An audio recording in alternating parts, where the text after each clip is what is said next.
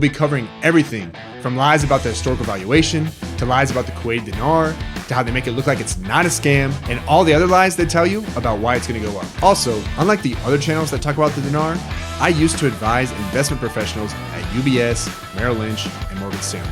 Okay, let's get into it. The most common question I get, and this is actually a good one, is how can a currency be a scam? It's a scam because it's sold with huge fees on the false hope that it's going to magically revalue up 1000x overnight, which is impossible. And then people say, well, how can these companies be scammers if they're registered with the US Treasury? Because they register as money services businesses to get around the regulations that make it illegal to sell an investment without being properly registered, which they're not. They put out fake articles with tons of false information that tout the potential of the currency and downplay the risk. All they care about is collecting their 20-ish% fees. It's a scam. They reel you in by convincing you that huge returns are right around the corner.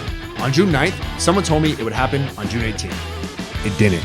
Then there was a big meeting coming on June 25th. Then they said July 2nd. It's been going on like this for 20 years. There's always a next event that's going to be the trigger. The budget will be passed on a much higher valuation. You just wait, Kyle. Then they say, okay, the budget was passed based on the same valuation, but it hasn't been signed yet. It's going to be amended.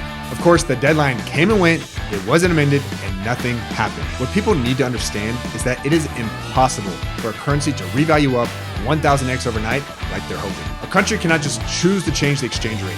It doesn't work that way. Currencies move based on supply and demand.